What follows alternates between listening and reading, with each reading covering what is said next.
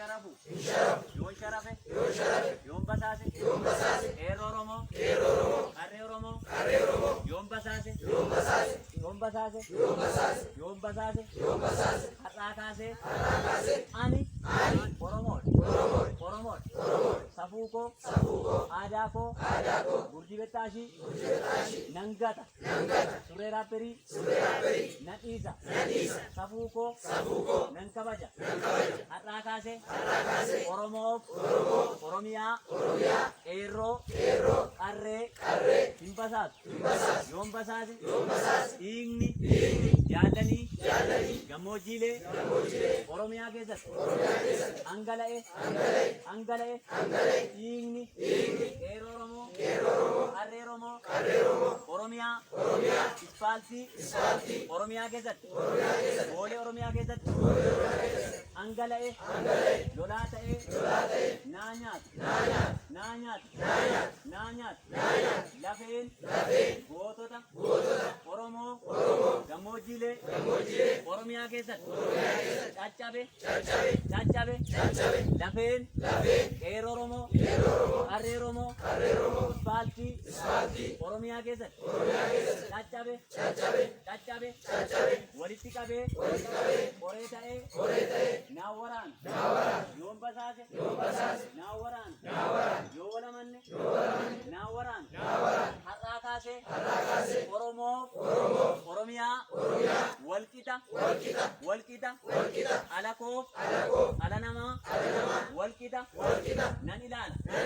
Yoon kana gochuu baadhe, yoon kanarraa jalladhe, kan hin nyaatu, narraa fagaatu, kan na nyaatu, nattaa iyyaatu. Yoon kana gochuu baadhe, fuuldura koo, duubaa koo, fuulduraa koo, alli mandhee, naan qajeelii, yoo qajeele, naan guddatii, yoo guddate, naan dubbatii, yoo barate, bakka gaarii, naan gahiin, qeenkoo, doobbiyaa ta'u,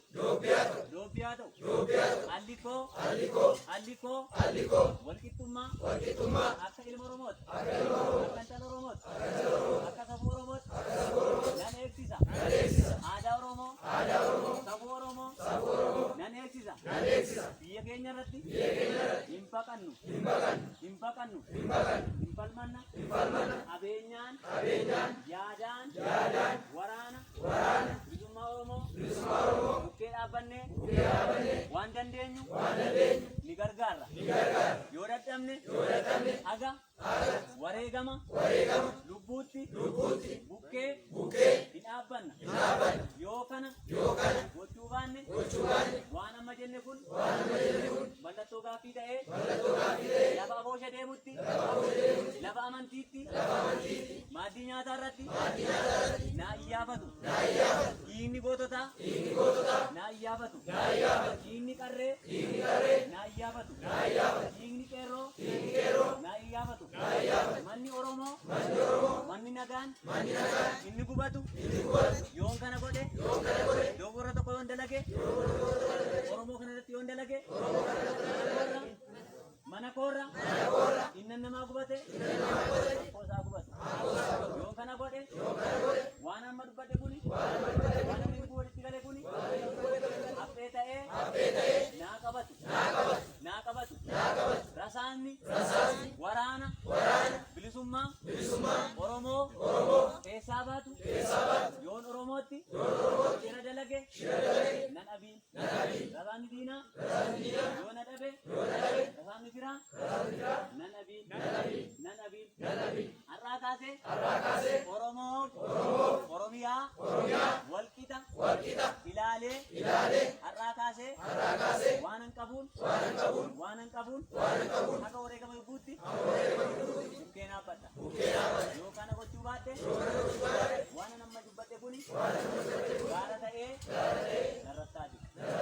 Injifannoon, uummata Oromoo. Agas.